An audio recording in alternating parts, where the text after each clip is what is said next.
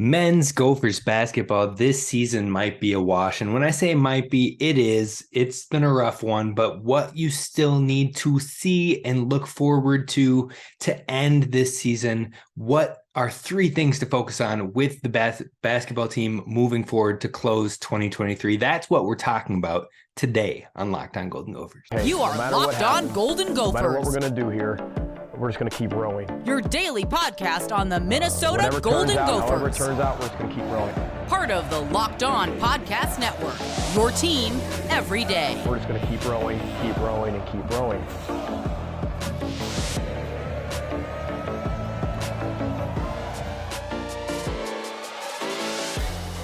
You're listening to Locked On Golden Gophers, part of the Locked On Podcast Network, your team every day. My name's Kane Rob, host of the podcast, former collegiate football video coordinator, and recruiting assistant here to talk Golden Gophers with you each and every day of the week, Monday through Friday. Be sure to subscribe to the podcast over on YouTube. Find it at Locked On Golden Gophers and find it wherever you get your podcasts at Locked On Golden Gophers. I appreciate you tuning in. I appreciate you listening, following along. I appreciate the positive feedback that I've received from DMs, from comments on YouTube and more. So thank you so much. Tell your friends about the show so we can build this up for Gopher Nation.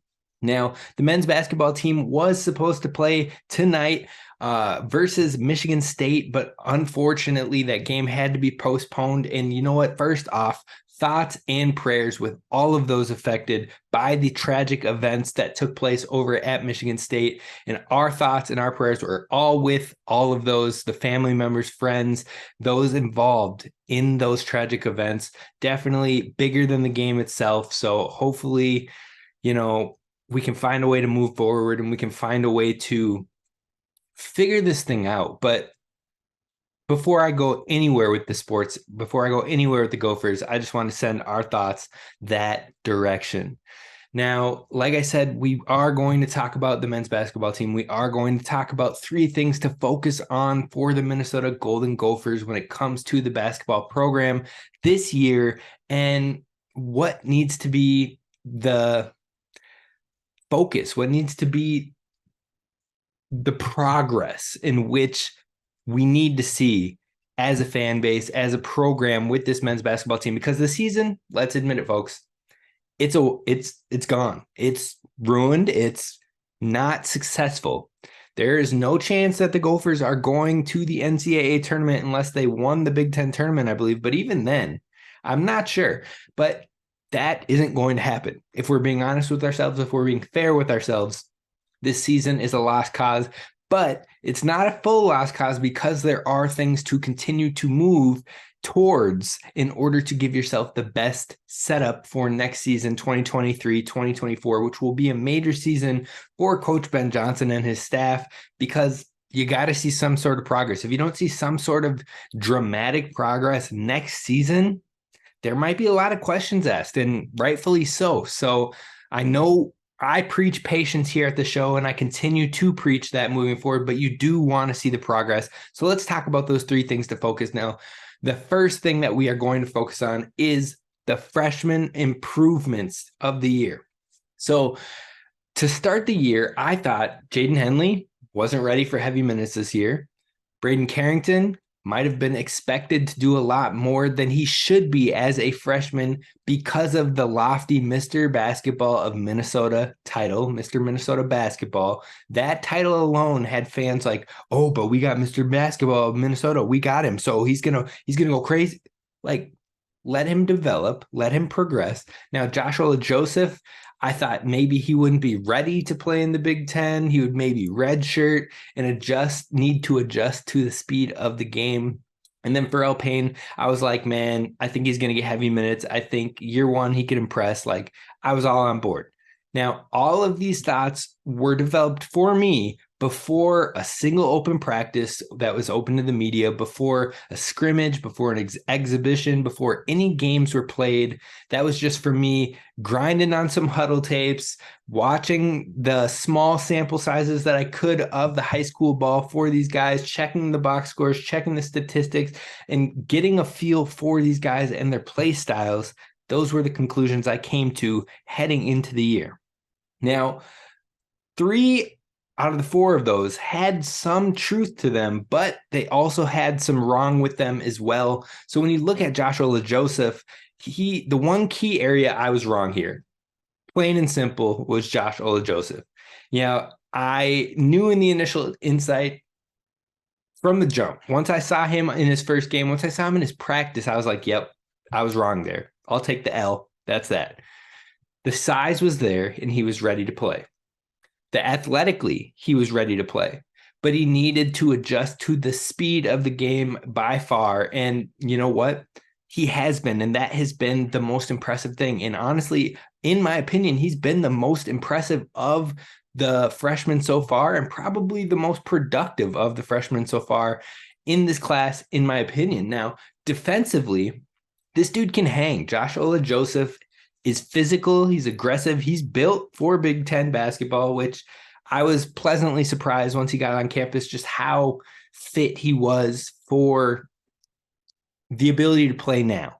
And on top of that, he can hang with the bigs inside. He was literally schemed to play defense on Zach Edey against Purdue with confidence at moments. And then on top of that, he can also play on guards. He can switch through any screens, and his presence as a scorer on the drive, in the post, or cutting to the rim have all been shown, have all flashed, and they have all been improving and becoming more consistent as the year goes on. So hopefully Josh Ola-Joseph can continue to build that confidence, build that swagger in himself, but also hopefully in the offseason he can become more comfortable as a three-point shooter, so teams don't just give him space and let him or force him into those type of shots. Now, I think the ability is there. We've seen it in spurts. We've seen it in flashes, but those improvements likely will need to take place in the offseason. So what you want to see from him in this season is continuing to get more comfortable and be more confident in his basket creation, in his scoring attempts, because defensively he's there. So as things start to slow down, as things start to click, he's just going to become more and more dangerous. Now, moving to the next freshman, Pharrell Payne. Pharrell Payne's been a dude. Now, he's still adjusting to the physicality of the game and knowing how to play with controlled power. And that is the big thing here, playing with controlled power, because fouls have been an issue for Pharrell Payne, but it seems like he is learning what he can and cannot get away with in the Big Ten and how to harness playing with power in the post in the Big Ten, and likely or hopefully not drawing those offensive fouls, not drawing silly defensive fouls trying to hold his own. He's starting to grasp what he can get away with and what he can't. And once he has that figured out, he will be a force in the interior and in the paint, both offensively and defensively. He shows that force on and off, but once he has that understanding, once he has the grasp fully of what he can do inside without having to worry about being called for silly fouls, he's going to be a tough force. He's going to be a task for defenses to handle. Now, defensively, his rim protection has been an asset for the team, and he's fairly good at finding and creating shot opportunities for his teammates, which is rare for a big. Now, he is able to generate those. You see assists in the box score from time to time from Pharrell Payne. They have him kind of help funnel the offense up at the top of the key sometimes. And so growth on the consistent interior scoring is what we are hoping to see more of to close out this season. That and less foul trouble. That's what we're looking for Pharrell Payne. Now moving to the next freshman, Jaden Henley. Jaden Henley has the right mentality. Let me stress that. Dude is out there. Dude is a dog. Dude works. Dude wants to be that guy. And he won't take any crap from anyone, which is perfect. I love that drive. Now, he is ready always to try and find or create a bucket on his own. He has that mentality. He's ready to ISO if he needs to. He's ready to be called upon to be a scorer. And on top of that, his length has allowed him to be a lethal rebounding presence from the guard position and a pest on the defense, creating defensive touches and steal opportunities. Now, that being said, early in the season, he was definitely getting pushed around and off of his spots, out of the shots that he was trying to take, and he was avoiding contact. Now, he would also dribble too much and, sometimes not play within the system. And I think that lowered his playing time and the opportunities that were there for him. But as the injuries have added up and as Jaden has gotten more and more familiar with the system and realizes that when he plays within the system, he gets more opportunities on the floor, he's been coming into his own and he's really been thriving with where the team needs him to be right now. So I think overall, getting away from the stagnation and getting away from the poor shots late in the clock due to dribbling too much has played to his benefit and seen more opportunities for him on the floor. Now, he has taken strides in the department of all of that. Like I said, he has been growing there. So keeping the ball moving and using his length, he's been getting better with it all, and he has also been better about drawing contact. Now, hopefully we can see more of that moving forward, more of that confidence, more of that swagger to end the year and let him really thrive in his own. And then in the offseason, he can focus on getting stronger so he can have a great sophomore leap into the 2023-24 season. The last freshman, like I said, this whole first segment, we want to talk about the freshmen and wanting to see more from them, how they can continue to end the year on the right trajectory.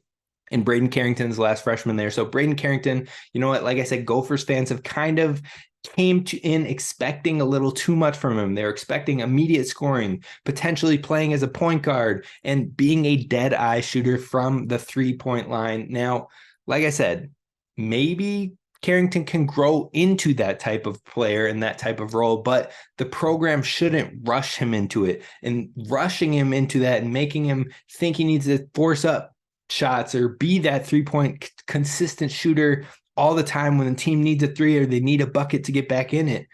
That's not going to help his confidence in where he is at currently. Now, Carrington, first of all, needs to get healthy first, and hopefully that will be here in the near future. But once he is available, he should focus on his current role and owning that role, being 100% comfortable with being in a specific role. And that role is being a defensive pest that can give the best players on the other teams trouble when it comes to trying to score in a one-on-one setting. And on top of that, getting into that 3-point role, getting into a more natural flowing role with the 3-point shot and being able to shoot in rhythm as opposed to just being expected to shoot threes when the team needs a three and just hucking chucking things up there. I think if he gets opportunities in the full flow of the offense, in the full flow off of screens or coming around the corner or in motion, I think that will help him strive more, and it will also help his confidence more. Now, Carrington, stylistically as a player, Carrington reminds me a lot of former Gopher Gabe Kalsher, and I think he can play a similar role to what we saw Kalsher do here, and that is being kind of a 3-and-D guy. And then as you continue to get the confidence, as you continue to get the momentum, as you continue to get the flow and the vibe, that's when you start taking more of a scoring prowess. That's when you start taking on more of a role of being a go-to, but first, own your role, grow in it, and then expand from there. So that's what we kind of are hoping to see to close out the year from these freshmen. But that's only point number one of the 3 things that we need to see from the basketball team moving forward. And we're going to talk about point number 2 coming up next, which is focusing on the defense and easy buckets. But it's not just as simple as I play it right there. And we're going to talk about it coming up next.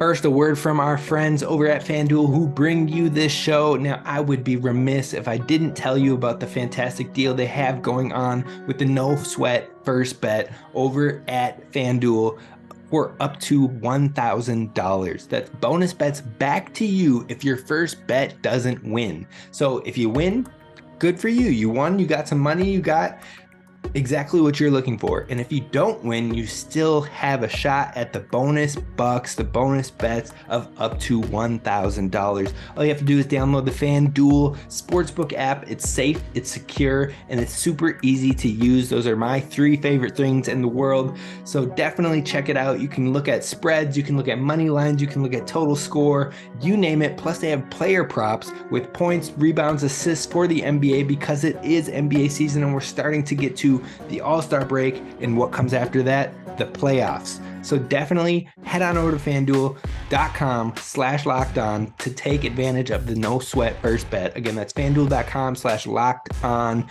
and you will get that no sweat first bet up to $1,000 in bonus bets. Make every moment more with FanDuel, official sports betting partner of the NBA.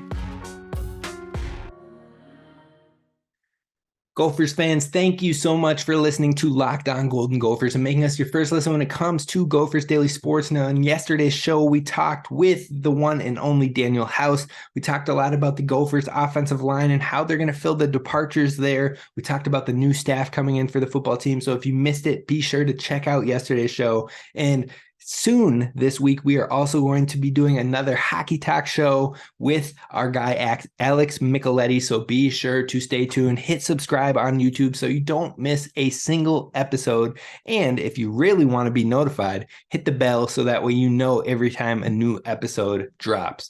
Now, back to basketball, because that's what we're focused on today. Point number one was the freshmen and what they need to continue to improve on to end the year. But point number two is focusing on defense and easy buckets. Now, one thing that has been omnipresent with the Gophers is defensively, they can hang in there with the good teams in the Big Ten. They can hang in there with the great teams in the Big Ten, especially in spurts, but they tire out, they get gassed, or they lose confidence. And when things aren't equating on the other end of the floor on the offenses, especially when you start to see that kind of start to dwindle, the diminish, the confidence lowers, and then the scrappiness lowers, and then the gameplay just changes. So some of this is because the Gophers are playing undermanned, but we can't use that as an excuse all the time. So yes, you might not have many subs. Yes, you might be undermanned, but you have to be able to play through the frustration. Now, the Gophers have found ways to frustrate players like Zach Edey at times in the doubles in the post and being able to get scrappy and force turnovers or force jump balls. They've also been able to frustrate IU the entire game with a zone defense that gave them tons of troubles, even though they only had 7 players playing on the floor. They've also found ways to limit Chris Murray for a large majority of the game versus Iowa before he had a large spurt of scoring. On top of that, they were able to bang down there with Hunter Dickinson and Michigan in their game as well. So they found ways to play really well, but when the Gophers lose it out, when they start to fall apart in those games, is when the shot isn't falling. Because when the shot is falling, Minnesota is consistently in the fight with these teams, with any team in the Big Ten. They're in the fight with them when their shot is falling and they play the defense to the caliber that they can, the length they have gives that many problems across the conference. The physicality, the aggression, the body types are there. It's just they got to find ways to hold on to that swagger, the confidence, even when the shots aren't falling. So the second a cold streak has come into play with Minnesota, which happens pretty much every game, there's a little cold streak that really throws them off, hence why we're in a long losing streak right now.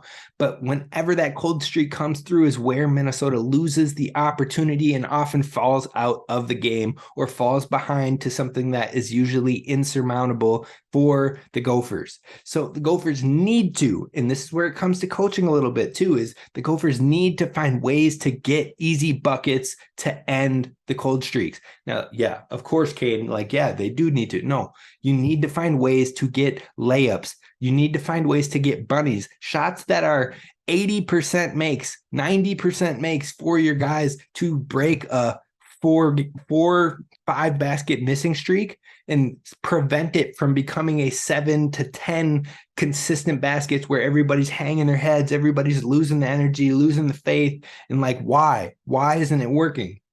Because you have to find a way to scheme something simple, scheme something easy, whether it's through some complex system or whether it's isolation and letting Jamison Battle or Dawson Garcia, when he's healthy, create on their own. You saw that a lot with Dawson Garcia when he was in there, and that's why he led the team in scoring, is because when the buckets started to not drop, they would typically try to create an opportunity for Dawson Garcia to get inside in the post and hit a little hook, hit a little off the glass, hit him with the pump, and then go up for the layup. Dawson Garcia and missing him has been a very big impact for the Gophers, but it shouldn't make the streaks happen. The cold streaks happen like they have so frequently for the Gophers. Even when Dawson was playing, there were still lots of cold streaks that happened for this Gophers team. So this is where the coaches have to find a way to get something easy. Have to. That's why you're hired for the job. So as much as I like Ben Johnson, I like what he's doing with the program, recruiting-wise, rapport-wise within the team. He's got guys bought in. He's got, even listening to him in the FS1 All-Access game, you can see that the players themselves are still trying to grasp everything he's asking them to do. And when they do it, they look good. So that is the positive sign of it all. But he does need to take a step in finding ways to create an easy basket when the cold streaks come up, when they present themselves, because the Gophers they can't have times where they're missing 9+ straight shots or where they go 7 to 10 minutes straight without a made basket. This is where the coaching has to get creative and create a scheme to get 2 to 3 quick buckets, easy buckets, to build the momentum and the confidence back up again.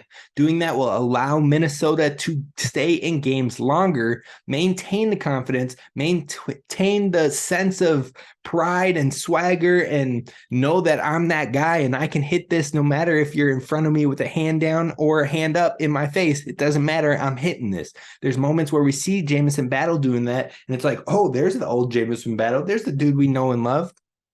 So finding ways to get players into their sweet spots with easy baskets that are almost guaranteed makes will go so far for this team. I've said it before and I'll say it again. If they keep up the defensive pressure, if they keep up the aggression, and then they find ways to get out of these cold streaks, they remind me a lot of a Virginia Cavaliers led team. Now, the only way that Minnesota can really buy into that identity and force low-scoring games, play physical defense, be a problem on the defensive end, and then play in low-scoring offensive games, but find ways to get easy baskets. That is the number one thing of how they can find any sort of similar success as we see from a Tony Bennett-led squad. So scheming up those easy baskets is nowhere near the caliber of a Virginia, but that's what needs to be taken as steps for this Gophers team to keep them in the games fully through the end and give them the opportunity to take more wins than we've gotten in this season. So defense, defensive basketball, watching it as a fan, it can be boring, but it can be fun as well. But it has to come with winning. And to get the winning, you have to get the buy-in from fans and players alike as far as owning, yeah, we're a defensive basketball team. Yeah, we're a team that I don't care if we only put up 50 points in a game, but if we're coming out with a 53-49 victory, that's the type of ball we play. Scrappy, hard, dog you out all game, up and down the floor, hard-nosed defense, forcing turnovers, creating problems, slowing the pace on offense. That is what it seems like Coach Ben Johnson wants to build this team as, but we have to find ways to scheme easy buckets to play that way throughout the entire game. So that's number 2, focusing on defense and easy buckets. Now we're wrapping this thing up with the most important thing that needs to happen for the Gophers coming up next.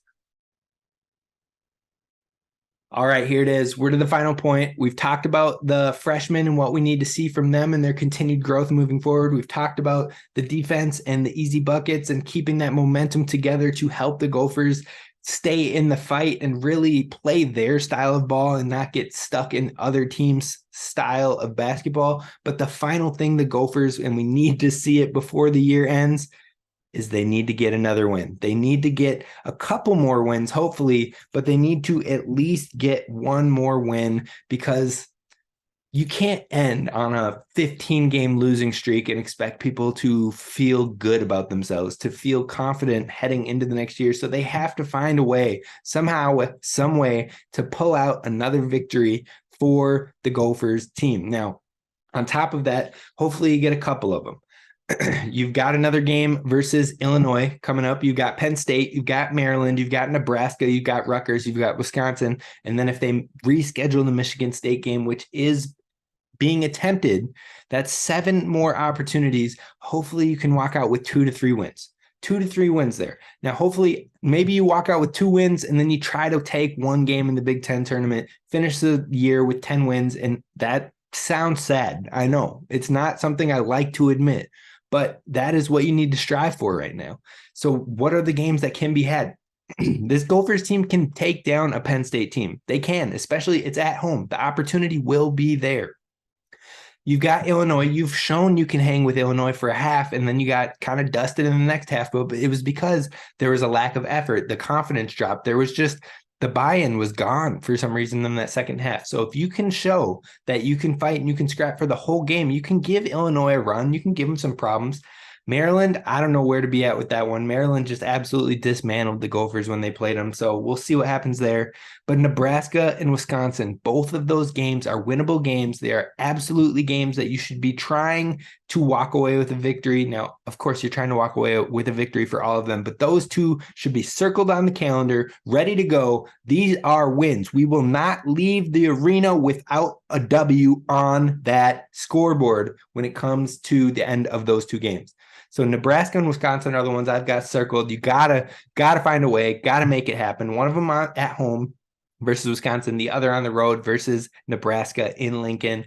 And then if you can find a way, maybe steal the Penn State game or something, get that 10 wins and head into the Big Ten tournament and try to really put those other emphases, those other focuses we've discussed earlier in the podcast all together. That is how you can at least end this season on a somewhat positive note and move into 2023, 2024 with majority of your roster coming back, majority of the heavy minutes players coming back, players ready to head into the offseason, knowing what they need to do to grow their opportunity in their game, getting stronger, getting more physical, seeing what it takes to play Big Ten basketball, and then a top 40 recruiting class also coming in that you don't have to rush into minutes next year.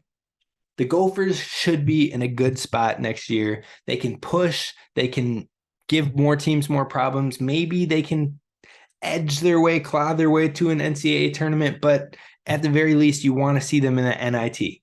You got to see progress. Otherwise, questions will be asked. So those are the 3 things to focus on to end the year. As a Gopher fan, watch for those 3 things. Keep them in mind. Let me know your thoughts. Let me know which freshman you think is ready to continue to take that next step down in the comments on YouTube. But I appreciate you listening. We got hockey talk later this week. We've got some Big Ten talk later this week. So definitely be sure to subscribe. This is Kane Rob signing off. Row the boat, Sky Yuma. Go Gophers.